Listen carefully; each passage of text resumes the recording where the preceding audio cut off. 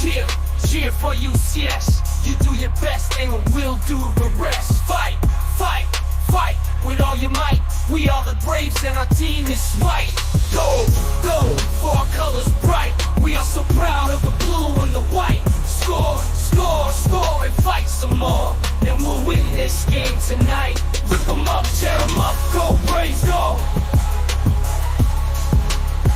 Rip them up, tear them up, go Braves, go.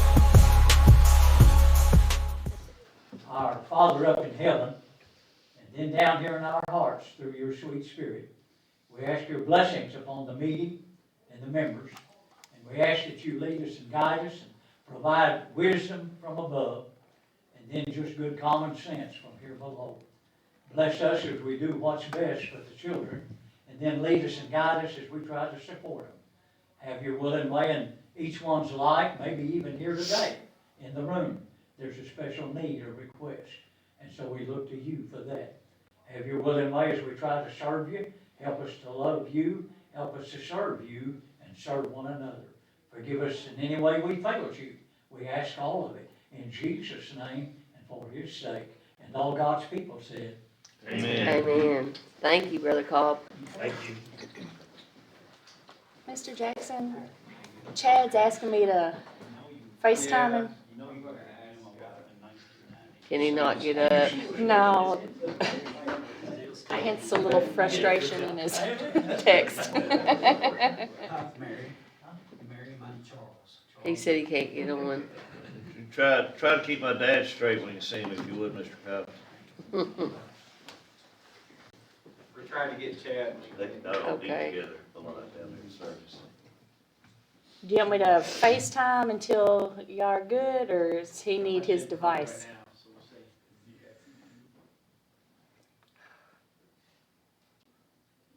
You can see him Yeah. and hear him, so that'll be okay, I guess. Yeah, you have to see him and hear him. As You have long to as see you him. can, as long Yeah. as you can, it's okay. Go ahead and FaceTime him till he's. You might want to mute his when he.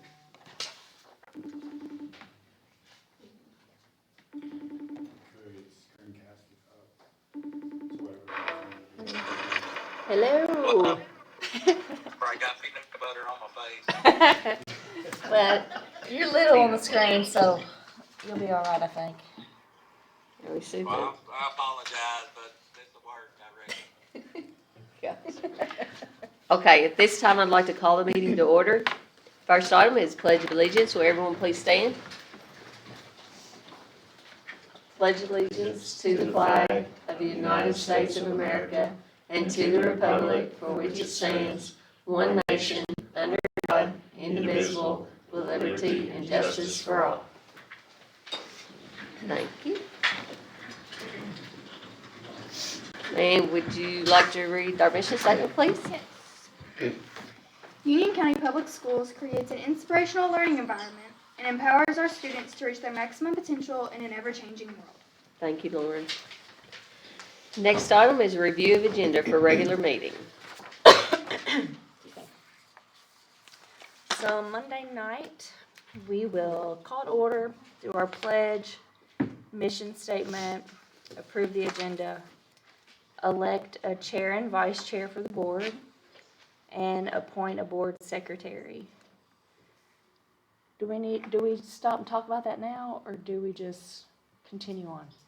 If you want to talk about it now, or Is there anything to No, talk about? not Okay, really. I don't think so either, but I was just Okay. making sure.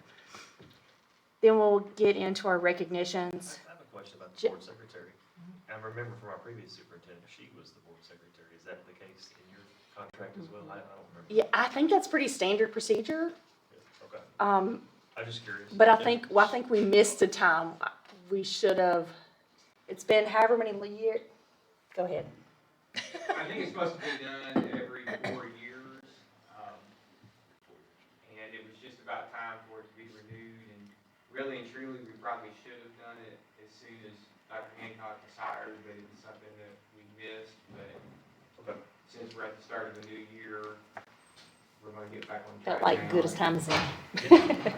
Yep. With our recognition, January is Board Recognition Month, so I have a small token of my appreciation for you all. We will also acknowledge the distinguished young woman who also sits at our table with us. For the superintendent report, we'll have a student report. I'd like to update you on my maternity leave plan. I actually go to the doctor today to get her approval on a plan that I came up with some help from legal advisors, ours personally, Mr. Owsley, as well as KASA's, and some Quell mentors. Which will, if you jump down to number 8, we have something for our salary schedule. So assuming the doctor is okay with my plan this afternoon, we'll probably also add some type of sub-superintendent line item to the salary schedule. But by Monday, I'll be able to speak more specific about those. I'll also bring to you the Portrait of a Brave draft. We're getting really close to the finals, so that's exciting. We will review our attendance, have a short student achievement report, go through our personnel, well, not go through, but attached will be our personnel reports and the site-based reports. And Uniontown Elementary will have a short presentation. Next, we'll approve minutes and the financial reports. So the financial report, payment of bills, and expenses for the superintendent's office. If anyone comes, we will have public comments or any type of clarification of agenda items. For the consent agenda, the first 4 are standard: travel report, request for fundraisers, trip request, and leaves of absence. I do think there's one fundraiser we're going to pull from. Is it just one, Amy? I'm not even sure if it's included yet. Okay. There's a possibility we may pull one just to get some clarifying details before we put that onto you guys. Number 5 is the amendment to the current school year's calendar because of the weather. I think that's been uploaded so you can look at it. But we will have a G day on the election day in May, and then we're adding 2 G days to the end of the year. So we still are good with students, but we'll have teacher makeup days, basically. Hopefully all the snow is behind us. Number 6 is making a board meeting schedule for the rest of this year. Mr. Jackson has a draft, and that's just based on what we've done the last few years. So it's just a place to start, not something that we have to land on as it is written. Number 7 is the CTE Showcase Mini Grant that Joanna House has been approved for. Number 8 is the salary schedule revision for the in-depth. That's the vape cessation classes, which is alternate to suspension for students at middle school, high school, and UCLA. And that's through the health department. So the health department gives us those funds and we pay the facilitators of the in-depth program. Amy, you want to hit the rest of them? Sure. So on item number 9, award of contract for Form 470, WAN services effective July 1st, pending KDE lease approval. So we actually filed for E-rate funding, which means based on the number of free students we have in our district, we meet a threshold where E-rate pays 90% of Category 1 eligible expenses, which are internet services. So in order to take advantage of that E-rate funding, we have to post a bid, solicit. So that bid was posted in the USAC portal. It remained open for 28 days, and then internet providers respond to our request. So our RFP solicited, is Billy Irvin here? Yep. It solicited, we have to look at both, and this is technical terms, so Billy chime in, both lit and unlit fiber that connects our schools to our main technology Kin Cabinet Hub located housed here at the high school.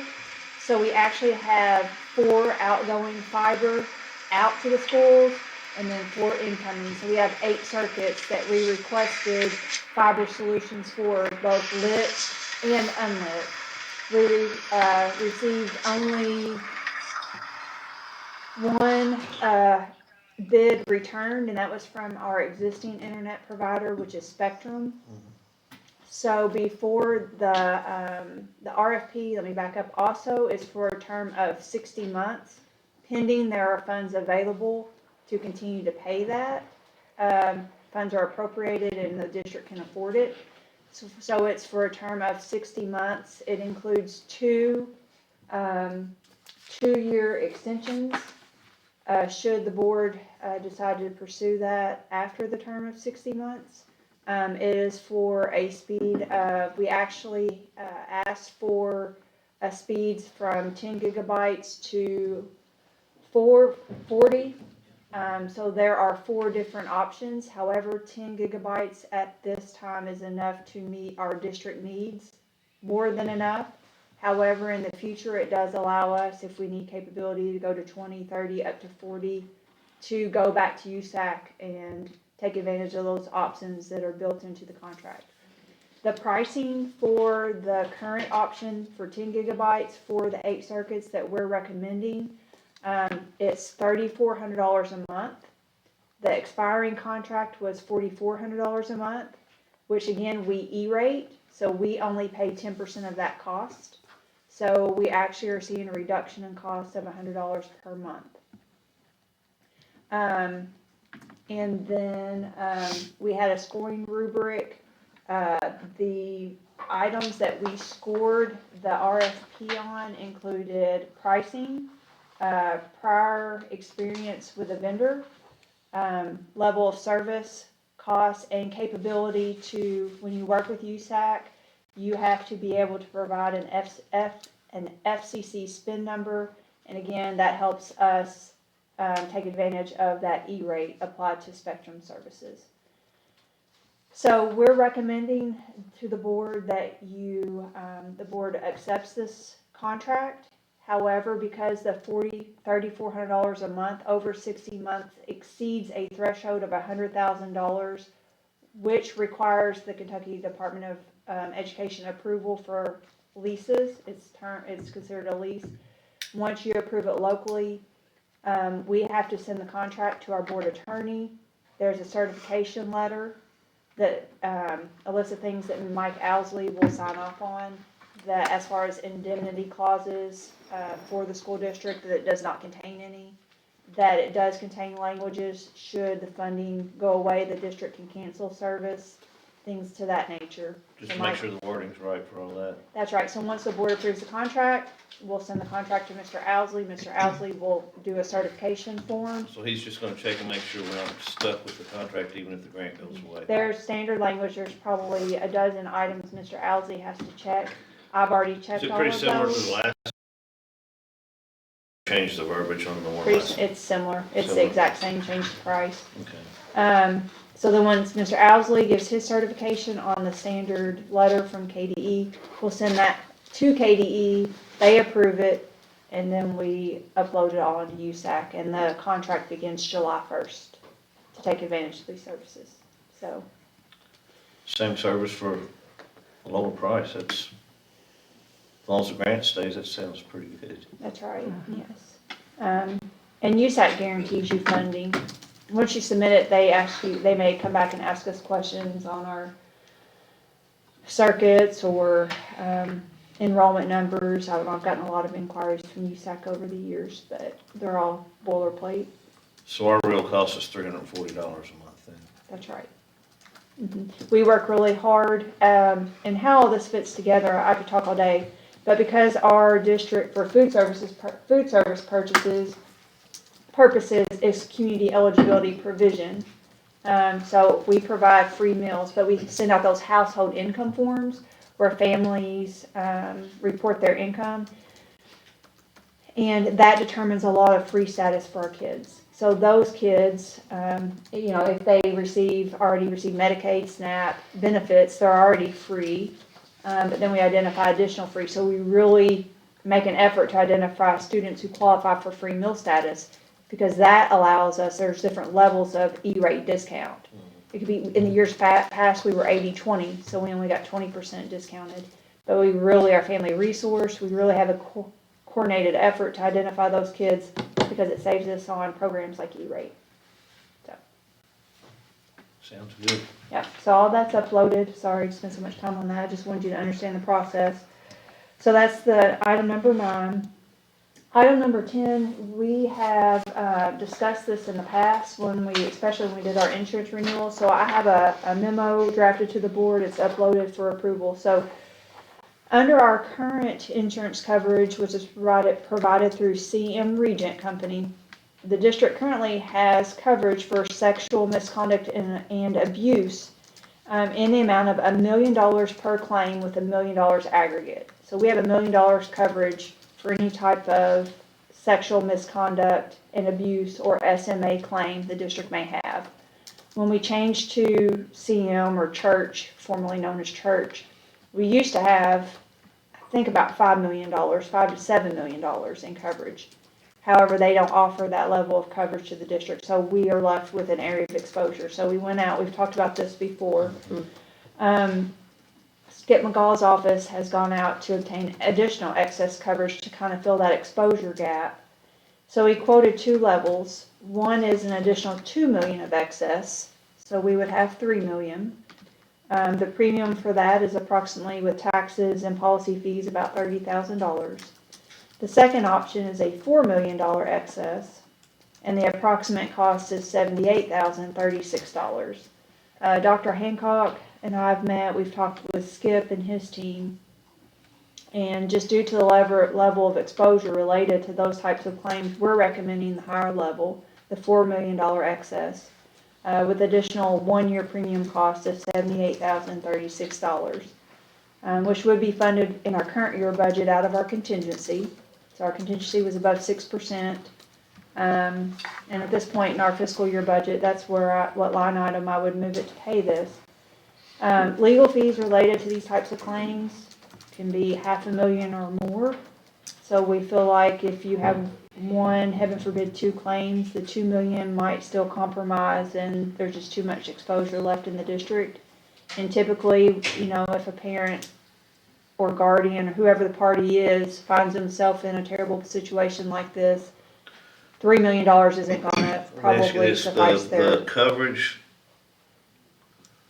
does it just cover fees we would pay to someone who actually filed a suit against us? Or does it cover part of the legal expenses and things like that as well? Both. Both, okay, so, So you're looking yeah, at we legal fees could run and over, the claim we could run over $1 itself. million pretty way easy. So the memo is recommended. I included both. There's a recommended $4 million excess with the cost. Should the board approve this, then we would then go back and work to bind coverage. There's some additional questionnaires and things we'd have to do.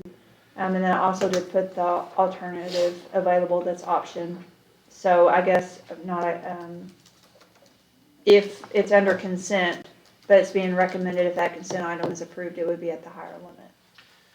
With our exposure, our history with claims or settlements in this arena, if you will, this type of Yes. issue in the past 10 years, how many we had? I would have to look. I mean, just roughly. I don't know.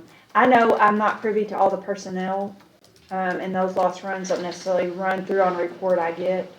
I know some instances, but I don't know how much in What the legal costs costs it was were. incurred. I'd like to know our history, just see what we look like, and then also, Maybe in a surround it. typical Kentucky school district, what that looks like. Sure.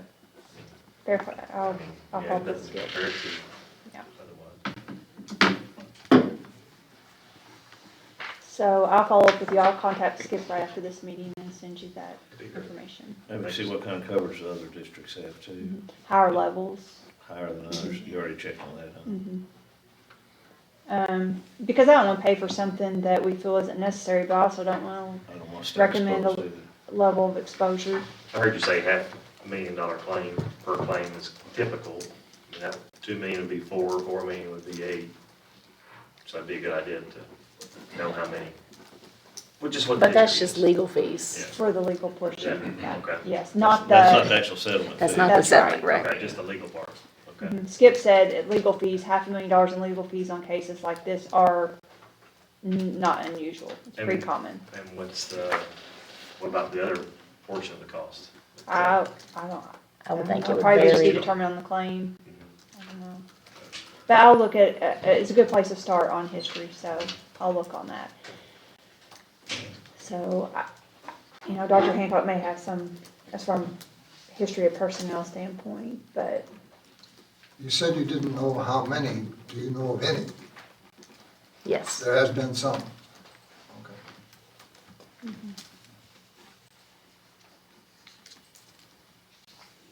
so I'll follow up with you on that. Thank you. You're welcome. Item number 11, I'll say table that and come right back to that. Item number 12, approval of Paramount Dental contract effective April 1st. So we offer dental coverage for our employees. Paramount, last year, they've been really good with us historically on rates. And even again this year, let me find that paper here. So I've uploaded comparison of dental rates and the contract for next year. They offered us to go ahead and enter into a 2-year contract. I'm advising the board just to do a 1-year, then look at utilization of the policy for the 2nd year. The rate was about $21.14 annually. We offer 2 plans.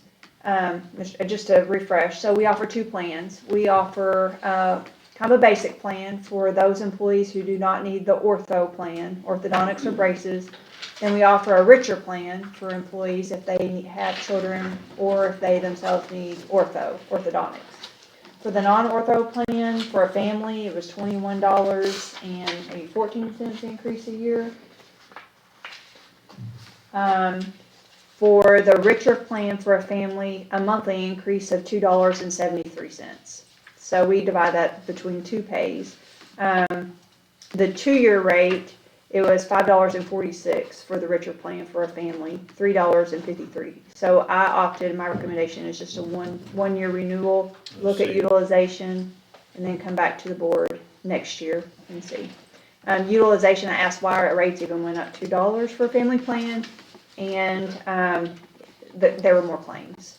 So they had the data to back that up. And so I've uploaded that for board review as well. Item number 13, approval of Beltline Electric application and certification for payment number 6. So the fire panel project at the middle school is completed, up and running. Beltline, the contractor on the project, has submitted a final pay app and asked for release of retainage. Our engineers have walked the project, make sure all punch list items are complete. Everything has been removed. They have certified and approved the final pay app number 6 for payment. So current payment due is $29,922.60. So that's uploaded. Typically we pay applications for payment, in between with orders of treasurer, but I always like for the board to approve the final one and release a payment once upon project completion. Kind of nice to know that's up and functioning too. Yes. So hand in hand with that, also as part of KDE's closeout process, we have BG4, which is contract closeout form. So what it does is it reports the original contract amount with the contractor, Beltline Electric. It reports any contract change orders, which there were none. So the total just construction cost of the BG agrees to the total contracted construction costs on their pay app, and that was $299,226. So that's just a form that KDE requires as part of closing that out.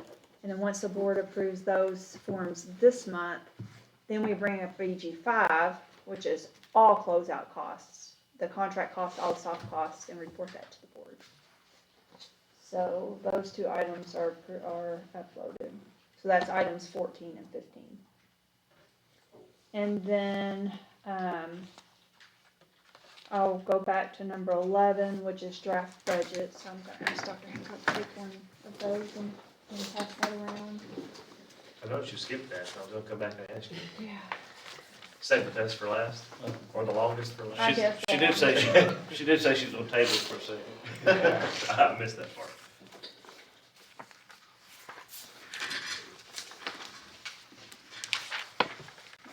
So, There's one more to pass down for. So January, during the month of January, the board's required to approve draft budget.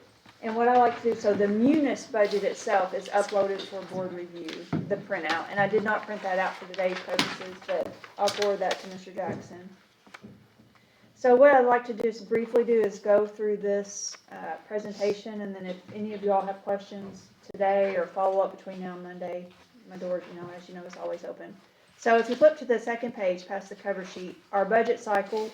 So in January of every year, the board has to adopt or approve the draft budget.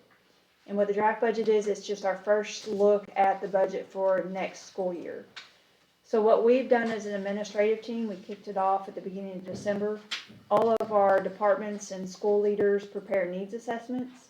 I sit down and go through, which each one individually, what their needs assessments are, prioritized, cost, and then I build the needs assessments into this draft budget, and we have conversation based on what we think are priorities that align with what we're doing. So the January's draft budget is approved locally. We do not submit it to KDE. In May, the board then will take another look at the budget. That's the tentative budget. The board will approve that, and that's actually sent to KDE. And then after school starts, the board adopts the working budget in September. So that just gives you a quick visual of the 3 stages of the budget cycle that we go through each year. Yeah, Mr. Yarber, they kind of do it backwards. We gotta figure out a tentative budget before we know how much money they're gonna give us to use. That's just the way. Is there any such thing as an itemized budget? So Yeah. that is uploaded, uploaded to your portal for review. That's the munis budget. It's similar to the financial report that I gave you when we met the other day. I've also learned as in new superintendent training that there are a lot of districts that just roll forward and kind of just run through this draft budget. So it really made me appreciate the work that not just Amy, but all the people that she meets with, all the work that they put in starting now to prepare for next year. It makes it a lot easier when we find out how much we've actually got. So, so I'll just go through this, and if I go, slow me down. So our draft budget, we have several funds that are contained within our budget. But the draft budget does not include Fund 2, which is our grant budget, so it does not include any federal, state, or local grants. It does not include our Fund 21, which are student activity funds. It does not include our construction fund. So when we get to the May tentative budget, that's the budget version that those funds are built into. So it's kind of a partial look at the budget. And these are state statutes, so I'm just not excluding them on my own. It's just not in this budget. So our draft budget is an updated rollover of 24-25. So what I do is I do roll over the 24-25 working budget that the board adopted in September. I remove any one-time needs that we funded last year. I build in any new year needs that we've prioritized to begin the conversation of what can we afford. I do budget our Fund 400, our debt service, to reflect our next year bond payments because we know what our principal and interest payments are going to be. However, as we move from our draft budget to our tentative May budget, here are all the variables that are still moving parts. We're too preliminary to actually budget. So our FY25 current SEEK is not final. There's conversation of the current year shortfall, plus they have not finalized the transportation funding. So we still have a tentative or state SEEK funding for the current year. SEEK typically is finalized in March and April of each year. Staffing projections, we begin staffing enrollment projections in February, which drives staffing in our schools.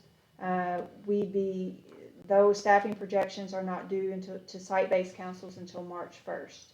So staffing projections still have to be completed and enrollment projections made as well. We're evaluating proposed certified and classified raises. As part of those pieces, we're also evaluating certain competitive market increases for certain identified classified positions in our district, kind of has how we've historically done in the past. Our seat guarantee base per pupil is already known at $4,200 per student. And there were also, our May tentative will be impacted by our UC VLA enrollment that we have new this year, as well as our Job Corps enrollment.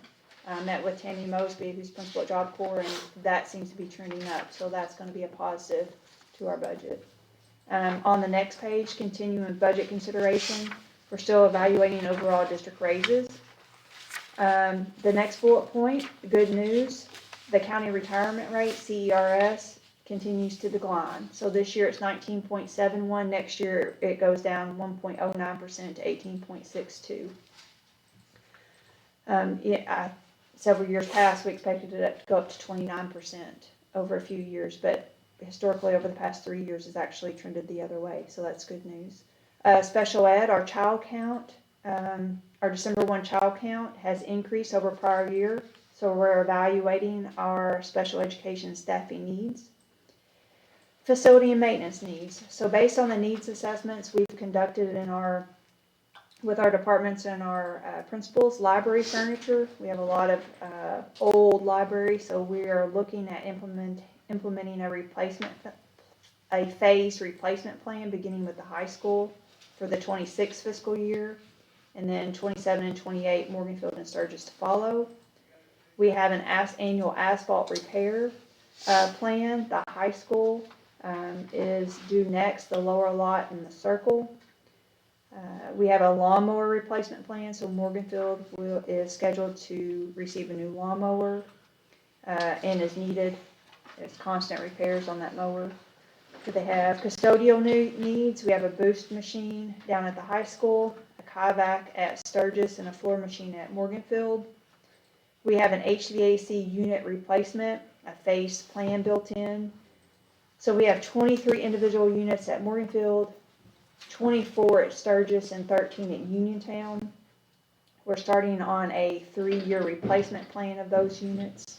We received $30,000 of prize money from WKEC that we're going to use at the Uniontown to go ahead and get that jump started this year. We have bathroom stall plan that we started last year.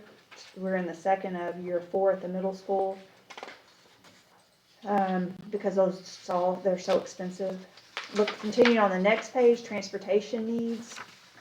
Based on the 14-year depreciation schedule, we have only one bus that's scheduled to be replaced next year. However, our transportation department has some serious needs. There is a span of years where Max Force engine, we have 6 buses that are experiencing engine failures, and they have proposed to accelerate purchase and replace those earlier. I have asked them to go back and come back with, okay, what if we do a hybrid? We overhaul some of the engines, put those in our spare fleet and replace them, or spread out the What is the planned age of those purchases. buses that are having the engine failures? I'll have to look back. I think they're 2011s. Okay, so they really aren't that old. 2011 through 13s. Yes. And overhaul costs just under $18,000. It's a lot cheaper than 165. Right. So that's why, so they're currently evaluating those series of plans. So we'll, between now and the tentative budget and when the transportation funding is finalized, we'll come back to you with a plan on that. It may remain one bus, I'm not sure. We need to replace a maintenance vehicle. We started 2 years ago. We have 5 maintenance vehicles. We've replaced 1.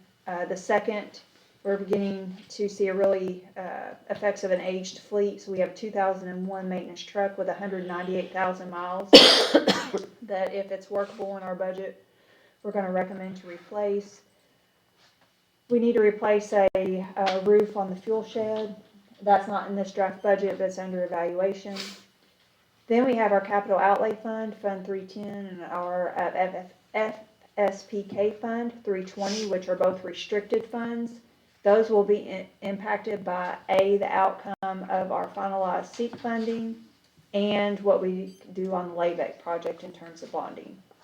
So there have been no changes made to those two funds in our draft budget. If you flip to the next page, our food service fund. Over prior years, we've really worked to make competitive raises in our food service department. Met with Mr. Bosaw, I think we're at a good spot there. So the plan is if we do a district-wide raise, that would apply to food service, our Fund 51. Food service has $520,000 of equipment repairs scheduled. It includes merchandisers, cooler repairs, and new serving lines in our schools. So through the CEP program, our food service has been able to build up a surplus to replace equipment needs. But also, our general fund is allowed to charge indirect costs to food service. So the general fund pays for insurance. We process their payroll, we process their accounts payable, the overhead costs. So there is an unrestricted rate that our general fund can charge our proprietary fund, and it brings revenue into the general fund to recoup those costs. We've never charged food service for indirect costs. We wanted food service to be the priority. Replace your equipment, offer competitive raises to keep your people so you do not have turnover, and we're almost there. So next year we're going to propose charging food service with indirect costs, and Mr. Bosaw, I think, is comfortable with that, with where we're getting. Didn't take much persuading, but we've really tried to make that plan. So that will be additional revenue coming into general fund. Not in this budget, but will come in the tentative budget. Daycare fund, Fund 52. We're also currently evaluating attendance data for our after school and our summer programs to make sure we're adequately staffed. I think Dr. Hancock has a plan to maybe use some high school learning experiences to supplement staffing. And when our tuition rates, we haven't raised or touched in 12 or 13 years. But we're just going to evaluate that. But I think we're good where we are. The next page, debt service, Fund 400. As I mentioned before, we've updated our Fund 400. Our debt service only changed $685. It's less than the prior year. Our total debt service is $685,600. Locally, we pay $386,000 of that, and then SFCC pays $299,000 on our behalf. So we've taken advantage of SFCC offers on a roof and phone projects historically. So then, and Mr. Yarber, the munis budget's uploaded, so you can see all of the accounts and the details and the budgets themselves. But so this next page I just provided. I know it looks kind of rough, but I wanted it. These are all of the identified needs, or not all, but needs that through conversations with all of our principals and our department heads, these are identified needs. So I've kind of sorted it by location, given a description of what the need is, what the anticipated cost is, and whether it falls in the category of facility, instruction, and transportation, professional development, or food service. Just to give you an idea of where our needs are, which the most dramatic need, as you can see, is in our facility. It's $265,000 in transportation, $215,000. And then off to the right of that, so you can kind of understand where it's placed in the budget, identified the fund, the function, and the object, so you can see exactly where that item is budgeted within our budget. The color-coded things are still what we're evaluating. I mean, we're evaluating all of it, but as far as making sure we have optimal plans. So I just wanted to provide that visual. And then the next page is just, here are the dollars of the budget compared to our working budget by fund. Those shaded are funds that are not included in the draft budget, as I mentioned earlier. So our total budget, $35,357,000 with the draft. Our working was $44.5 million, but again, our working budget included our construction and our grant funds. So when you look at the contingency amount in our draft, that's kind of a meaningless number because not all our funds are budgeted. What I still encourage you to focus on is, our current contingency of 6.51. We will move some of that for the SMA coverage, should the board allow to pay that premium for the additional insurance coverage. But just to give you a visual of the amounts. So this is just a summary of the budget, the details uploaded for your review. And again, the purpose of the draft is to get us have the board be thinking about the needs, how it's all gonna fit together with district raises and other priorities we all have, from instructional to field facility to transportation, and how it all fits together, so. If you have any questions, feel free to call me, come by and see me. One thing I don't see is the school resource officer, school resource officer, is that, am I missing that somewhere? Or is that- So the school resource officer, the way we budget this year is in our grants. So Fund 2 is not in our grant. General fund, we didn't have any general fund costs to budget for school resource officer. So that would be in our Fund 2 grant budget. Wouldn't the school resource officer be budgeted through Union County rather than the school system? Through Union County. Sheriff's Department, or whoever provided it? Good question. That's been part of the conversation. So Dr. Hancock last year wrote a grant, so we receive about $42,000 in a state safety grant. And we had earmarked that towards a portion of an SRO. And then last year, Dr. Hancock wrote a grant and requested, they offered to schools $20,000 per campus for SROs. We applied for 3 of our campuses and were awarded $20,000 for Sturgis Elementary, Union County Middle School, and Union County High School. So we've met with the sheriff, and I may just turn this over, let you if you want to expand on it. But we did let the fiscal court know. They provided an SRO for the high school at no cost to us. But we let them know we wrote this grant, so they invoiced us, so we were able to actually cut a check for them for $20,000 towards high school. But I think staffing is an issue for the other positions at the moment. And is the high school at the Job Corps, is that,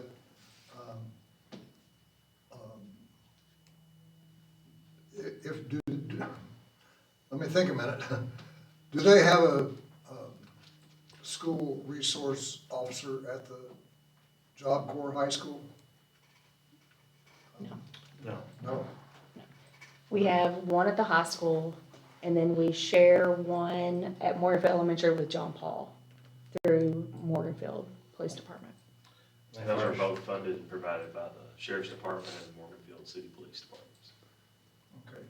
So, We tried to finagle the money to be able to give Morganfield half of the grant since they provide half of an SRO, but that was a no-go. Had to be a full-time. Well, I mean, we do actually, through that grant, pay $20,000 for the one at the high school, but the rest of it's funded through the Yeah. county. And I think when you spoke with the sheriff's department just recently, they don't have the funding in place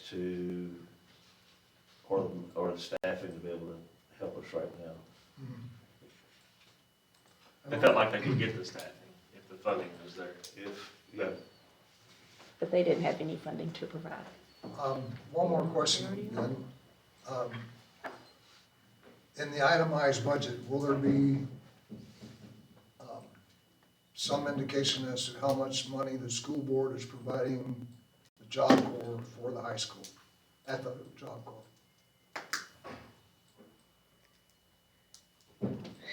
We have an MOU with them that says we provide the principal, they provide the teachers, they provide the instructional materials based on what we say we need.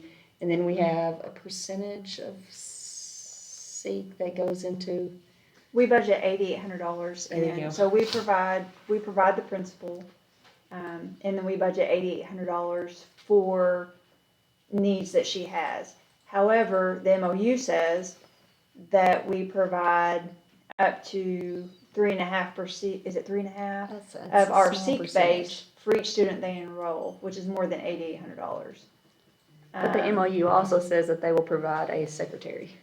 Right. And they do not. The reason So I in the ask is- budget, in the budget, it's actually included in instructional costs and instructional salaries. So I would have to run a special report just to give you the costs for that principal and that $8,800. Let me explain, the reason why I asked that is because someone from District 3 asked me the question, and I didn't know the answer. Why is it that the Job Corps is a federally funded function, and Union County is providing money for those same kids to go to high school?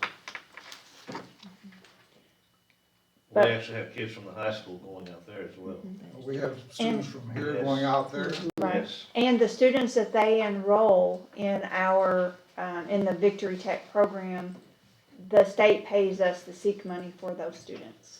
They're fully funded to the district that provides the principal and the instructional So supplies. they're all part of the amount of money that Union County School District gets from the state per attendance, Correct.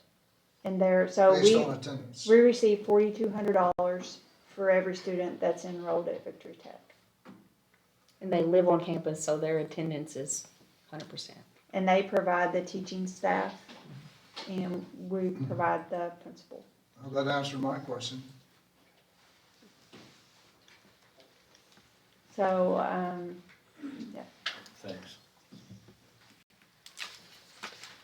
Is that all you have for the regular agenda? Sorry, that took forever. Yeah, I think that's it. And you got anything else? well, on the not before you move to general discussion. Always takes a while when we get into budget stuff. Yeah. Okay, next is general discussion.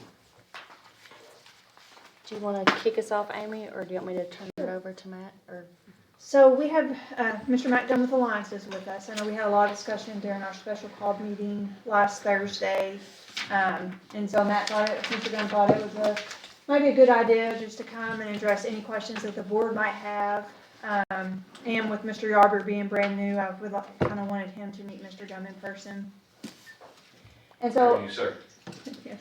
And so we've been doing this project for quite a long, length of time, and I asked Mr. Gunn to kind of maybe refresh us on just Alliance and How we got here where and we're going, and we do have Where we're a at few now. doers on how we got here, so, just so you know, through the Department of Education, there are guidelines on how you procure your architect and your builder. And those happen through a request for proposals and usually an interview. And so I couldn't go back, I could remember the first time I sat in this room, probably a year and a half or 2 years ago, when the board, we did a presentation to the board, and then the board elected to hire Alliance Corporation as their construction manager. So that's how we became a member of the team, as far as how that process goes. And then over the time, we've worked with the architect, and as they've developed drawings, we've been attempting to come up with budgets that would match what their drawings are. So, we get into October, November, and December, we receive the bids in December. You all have I believe that document Amy has provided or will provide to you that shows those bids received versus the original budget and how that breaks down comparatively in each of the bid packages, which Mr. Arbor is basically a scope of work for the individual contractors and how they bid it and how we package the job. At your last session, you rejected 2 packages so that the architect could provide some additional drawings, and those 2 packages could rebid, which fall under your KRS ability to do that with the Department of Education. Both of those bid packages will come back in on the 17th. During that time frame, we are also going to update Amy and Tara on the progress of retrieving more bidders, specifically on bid package 030, which is the general trades one, which is the biggest one biggest delta of our budget. And so, as of yesterday at about 4 o'clock, we've been in contact with 3 different additional general contractors, and we're getting some pretty good feedback from that. I did get one email while we were sitting in this meeting, the one from Lexington is not going to pursue it just because of the superintendent they thought they had in this area has actually taken another job elsewhere, so they're not gonna pursue this one.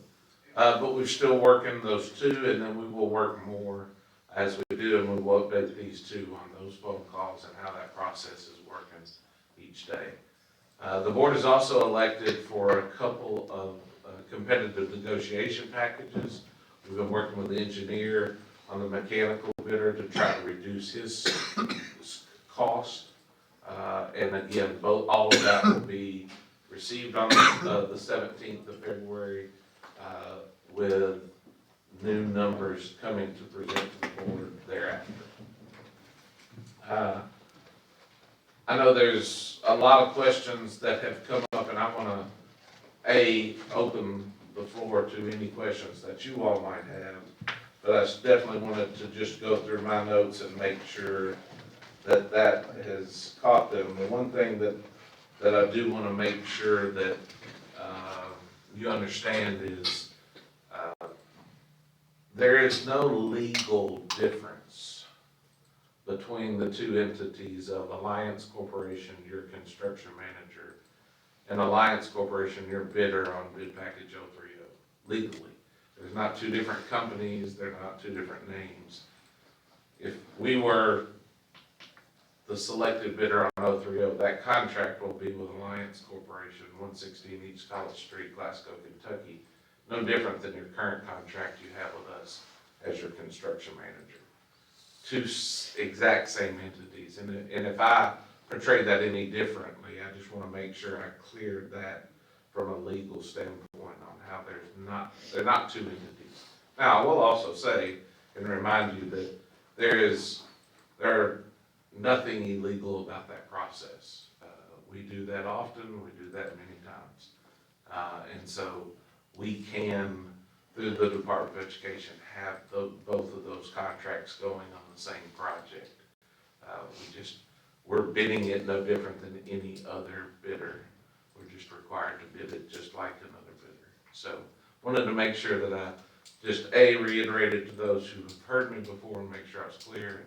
And Mr. Garber, try to explain that process. And I know it's pretty complicated and you're getting a lot of information thrown at you as a new board member, but want to be able to be here to answer any questions that you might have that are new or any of the board members might have as well. Could you, just not deep detail, but a little bit more detail on how those 2 groups, how they have the separate, what their separate actual work duties are as those 2 Sure. separate groups? Absolutely. So, as your construction manager, we are responsible to provide you, as construction moves forward, its own your superintendent, that person that'll be on site every day, is that construction management side of the business. On the other side of the business will be the general trades package. If we're the successful general trades package, that company or that contract will be responsible to have its own supervision, just like if it was contractor XYZ that was there. So internally, we have our president and CEO as sort of over our GC package side, and our executive price president is over our CM side. Okay. So we do have separated internally, but it's all under the same onus, the same company. So the general manager, if Alliance did get one of the bids on something, Yes. they would be overseeing that and their supervision, but also overseeing all the other pieces as well, is that correct? Yes, sir. Okay. So that CM side of things would oversee all of the bid packages. And the coordination including- between all the other groups working? Including that. And so, and we have separate people assigned to each one. It's not like this project manager is running the whole package and, oh, by the way, running this one. They treat it like it's just a separate job. Okay.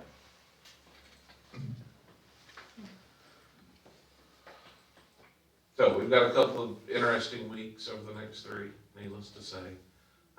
We'll be updating these two every Friday to bring them up to speed on who all's being contacted.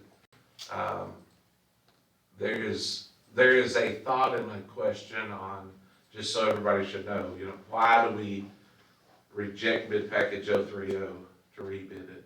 And why aren't we rejecting bid package 250, which is the mechanical, right? Because they're both in the same ballpark.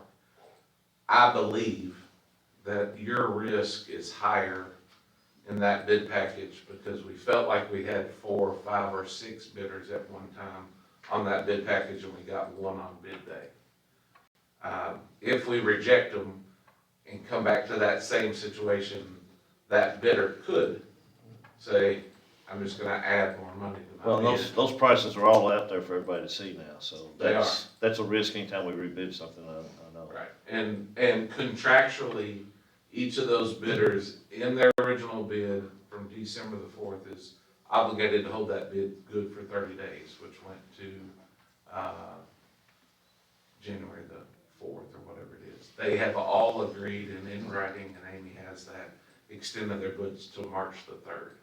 So any action that we have still ties those bidders back to their original bid. They can't ask for more money. Those numbers are firm and solid through March the 3rd, which will get us through this March the 17th date. We have now started some conversations with some other mechanical bidders just to do our due diligence, but I just feel like your risk is higher. On the general trades package, there's one thing I can guarantee, is that number will not go up from what it was. We're doing things to make it go down. But no different than if we bowed out and another bidder came in, I can't guarantee what his number is. I don't know, but I do know because I do have a little control over that other number. So that's why I feel like your risk is higher if you reject the mechanical. That's why I asked you to go into the competitive negotiation there, which allows us to try to get something out of that package. And we're working with them, and like I said, I think we'll get something. I don't know what it'll be, but it won't get us to below budget on that package, I don't believe. But I believe that's the best way to handle it for the district. What's And the I'm March 17th date you referenced? I'm February. sorry, the February February 17th. February, you said March, so I was trying to. Sorry, I apologize. That's fine. Yeah, that's the rebid date for the package that at the last work. So we should get all the pricing. That's right. And if I may ask,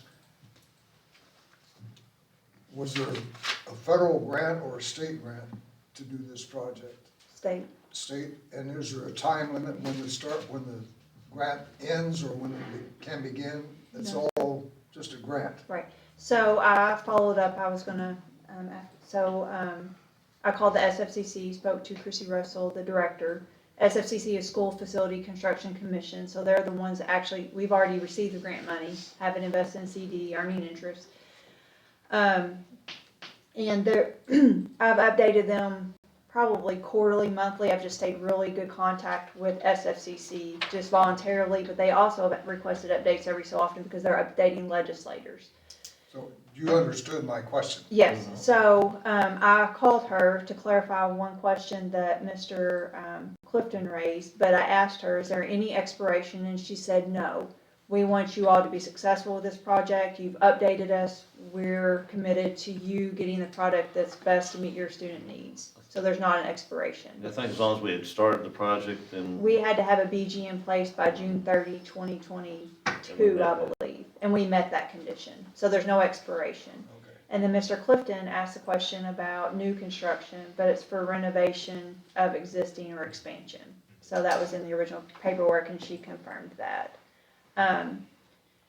But then just also in conversation, and Matt confirmed this, but she just independently, we were just talking about lack of bidders. She said it's difficult to even find bidders to bid because that's what's initially delayed our process since November.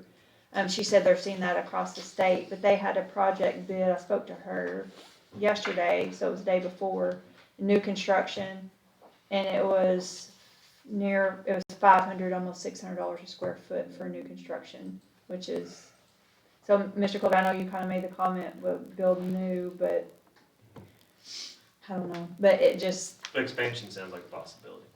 right, and we have expansion Expansion's built part of into plans, And it's yes. part of the plans currently. That's right. And I think there's also some additional plans depending on where this money comes from, or not comes from, and what the money goes to as far as the portions of the project, whether it's vocational related or if it's other related. Did we ever get that breakout on those yet? Are we still waiting on the breakout of? For the So that's what I actual have grant for you. funded? I have, Okay. well, and so what Alliance has prepared for us, there's a section, I only printed out, I'm not sure if the copier just didn't print them all, but, I'll give this to you before leave. So the base bid, and then the base plus alternate, it's budget compared to bid for the CTE renovation, so you can see that piece. You can see the maintenance shop, and then you can see the multipurpose building base and base plus alternate budget compared to bids received and where we're And at. those first three pieces are the base to be able to actually do the renovations and have everything we need, correct? So that'd be our lowest shot at something. So- Those first three components are all considered base bid, they're all lumped together. That gets these It buildings. gets maintenance out, wrestling out, so. Right, it's and- what we have to So it do. gives them both a place to be with this, with Yeah. the Votech and all both. And then the last one is the high bay. They're both located in there. Right. Indoor facility. And so I may just email these, so I'm gonna email you this, but also, once Alliance provided this, I was able to go ahead and do draft BGs, which BG, you have the construction cost, and then once you add all the soft costs, what does that put in the all-in project cost? Cause you have architect fees, you have construction manager, you have site surveying, everything. So you'll see the construction cost and then the total project cost as stands now before we rebid for both the base and the base plus alternate. So, and what I did, I've been working with Dwight Salisbury, who is great, in where do we need to bring this home at in order to make it a viable project for Union County. So, but there's a lot of moving pieces. I don't want to steal any thunder, but we had a great group of community stakeholders. Hopefully we have some really good ideas in bidding this, working through some things. So there's a lot of moving pieces, financing planning, bidding planning, and I don't know, we're just trying to make a really concerted effort to make it, do it for at least amount. So don't get scared by this BG cost when I send it to you. Just part of the process. I have some questions on the changes of scope that you sent us, the dumpster scope, just, we need fewer dumpsters, is that what was changed on the?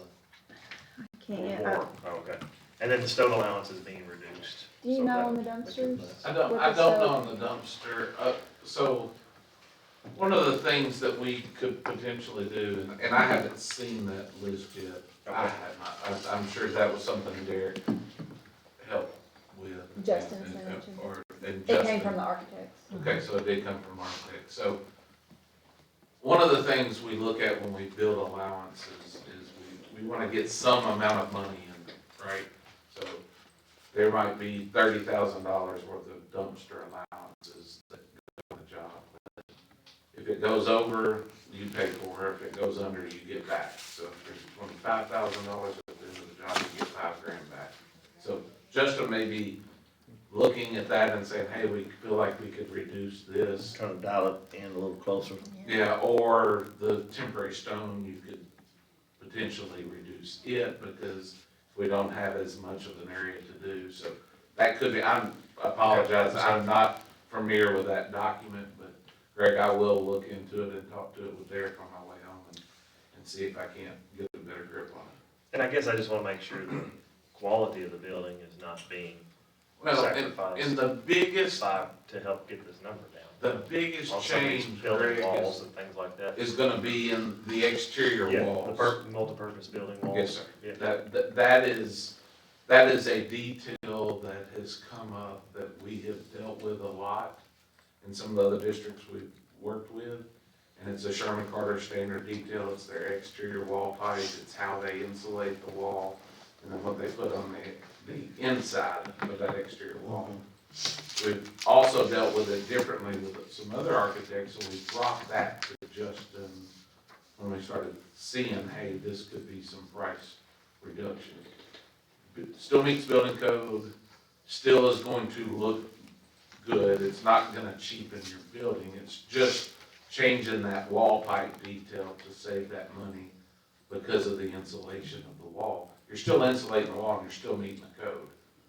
No, that's the only thing is the Sherman Carter, their technique for using it, is that gonna provide us with a longer term savings as far as our heating, cooling, BTUs? And that's, we brought it to Justin because that's nothing that, we're not gonna I change. mean, I don't wanna save short term to. No, but Long term, I. he has taken that and they've vetted that out with Okay. Backus. Okay. So, none of the changes that we would recommend will not go through the architect up to the engineers and back through without their approval. And Sounds any like some change good or- Chad questions, if Chad's still on there. He's here. Yeah, Chad, feel free to chime in if you got any thoughts on this. This is your Or expertise. be prepped for it on Monday. Well, I missed out last Thursday, so I'm trying to play catch up, but I can call Matt in a day or two and get caught up with him. Sounds good, man, appreciate He's it. gonna be here Monday. I'll come back Monday for the board meeting too, so that I could spend some time. Or if you all, after you've got time to see some documents, if you have more questions, I don't mind making the trip. But to your point, Mr. Clifton, when I talked to Sherman Carter, when they sent me those changes, I asked them, this is not compromise That's the quality, word I was looking for, compromise, to save a buck. Because we want it to be a good quality product when we're done. I did ask that, although I don't know what the dumpster changed. Yeah, that's fine. I bet it's, like you said, I bet they just dialed it down, It's about, it Dialing runs down some over. of the allowances. That one is important to me, is the building walls. And We're not gonna trade Quality. concrete buildings for a pole barn, is that what we're saying? Right. Yeah, no, I don't It'll think be metal. Not that big of a change, so. Okay. And then the wrestling room, I just wanna make sure they're satisfied too. It looks like those walls are being changed, didn't say higher or lower walls, but I mean, stuff like that, the wall pads. I wanna make sure that when everybody walks into the building for the first time, like, well, that's not what we were expecting. Justin, he conveyed to me that we wouldn't even notice a change aesthetically. Is that fair to say? Justin, that's what he told me. He's like, haven't seen it yet. But I will before I'm back in front of you Monday, I can promise you that. Is there any more questions? for Mr.? Thank you for making the trip. One other thing, just because I know that all of us have talked about it some, and just, you can probably help clarify. Yes. I know the original projected prices were well under what the prices came in at on the bid, and that's part of why we're going through this continued process. Can you explain some of the logistics on why you perceive that to have happened? I can. Every project, I will tell you, has challenges and what those challenges are. The developer side of me is reminded when I was young of hearing location, location, location. So we all knew this was gonna be a challenge when we started this project, that the generalized location of Morganfield creates a different bidding climate than it does in Louisville, or than it does in Lexington, as it does in Bowling Green. So that's an obvious one. But in the same breath, you're still 45 minutes one way to Owensboro, and we bid a job in Owensboro that same week, and we had more bidders. Same thing in Hartford and Ohio County. So a little bit, I'll discount that, but not a ton. Contractors getting their fill, they're filling up on work, they're not wanting to bid work, they're not wanting, and I told this group this morning this job's not easy. Your job is not easy. It is a 30,000 square foot renovation of an occupied facility. It has 5 other buildings that are associated with it that aren't, it's not easy. It's not easy to bid, it's not easy to manage. And so that could come into play with, hey, I'd much rather chase a nice, easy greenfield site building than come up here and get into a nasty renovation. That could be. I'm just giving you potentials. I feel like we, and I'll say we, our team, missed some of those one bid type of packages. You can't anticipate, we can't budget competition. We want to think we can, but if I over anticipate that, the next thing you know, you've now cut out so much out of your job, you don't get what you want. So, that's why my message is always, I can't promise anything, but I can tell you, we'll know exactly what it costs on bid day. And we've got to make right decisions as we move forward. But yeah, some of those lower second tier subcontractors that you don't get as much competition on, AKA a metal building, that I think the metal building number was, I went back when we took a break and looked. For example, our metal building number was within a couple of dollars a square foot overall erected from what we budgeted. So I don't as worry about that much. I hope we're able to save some money on that with some local participation. But when you look at maybe a maintenance building that you got one manufacturer and one builder, it seems like that building, a wood frame building, ought to be a lot cheaper. When you get the spreadsheet, you'll see that we had budgeted $900,000 for it originally. On the paper, I think it says 1.4, 1.5. That has some paving in it as original, also. So what is that and why is that? Well, is that, again, you've got a minimum amount of bidders, and so I don't know if I'm totally answering your question, Donnie, exactly, but I'm trying to give you a couple of different reasons why. That's what I was looking at, was, I know that you guys probably had an idea of why it was such a big discrepancy, and I was just curious as to what your take was on it. Yeah, and it's so hard because, we contact those bidders, and we're having contract, but I can't make them walk in that door. As much as I want to, I can beg, borrow, steal, plead, I can do all those things, but I can't. And, we've got notes of contact of probably 10 different mechanicals, 5 which said they were bidding it, and 1 walked in the door. And so all we can do is call those other 4 back and say, why didn't you bid? And you hear the, hey, we filled up on the work, hey, it wasn't as attractive to us as we thought it was. Okay, thank you. Yes, sir. Anything else? I just have one thing to add, then I'll quit talking, because I've done a lot of talking. So I kind of give a pep talk to myself, just not let us to get fatigued with the process. We may get bids on February 17th, and we may need to back up and come with a different plan, because there's a lot of good ideas coming from a lot of places to make it a successful project. So I encourage you, don't get fatigued and think, because there's a lot of good ideas and different planning angles coming in on it. I agree, and once we pass the end of the year, however much time it takes for us to work through this process and get the best bang for our buck and actually get into something viable, because at the rate of the pricing now, we're gonna have to take real hard looks at what we actually end up funding, so. It's costing us money to keep pushing it out, but it may save us money to keep pushing it out. It's a balance. Yeah. So, with that said, I'll quit talking. What time is that February 17th bid? It'll be 2 o'clock. That's standard, 2 o'clock. 2 o'clock. Yeah. And again, it's Is that open in to this the public. We'll have it right here.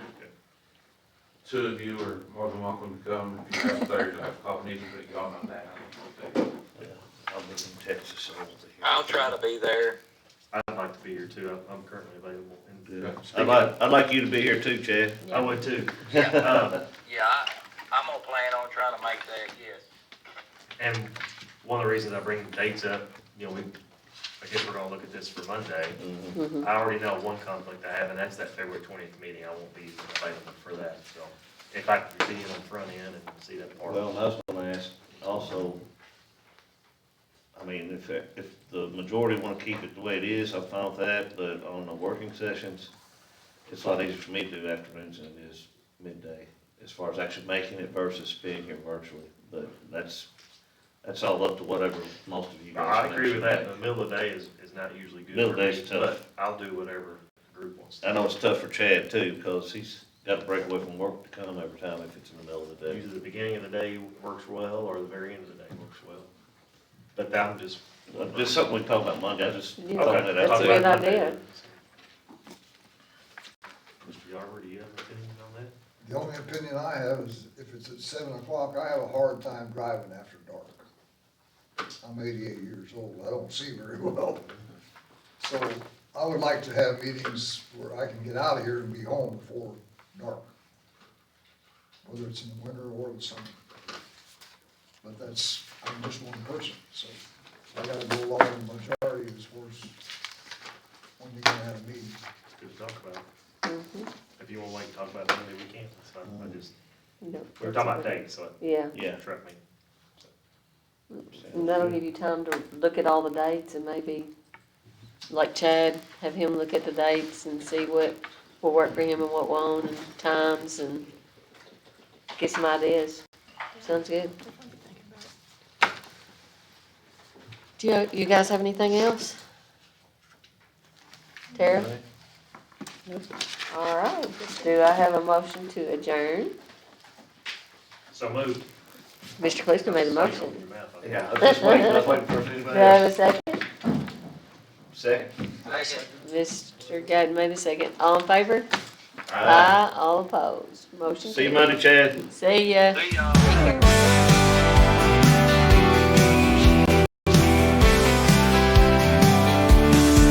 You do your best and we'll do the rest. Fight, fight, fight with all your might. We are the Braves and our team is right. We are the Braves and our team is right. Go, go for our colors bright. We are so proud of the blue and the white. Score, score, score and fight some more. And we'll win this game tonight. Come on, turn up, go Braves, go. We are so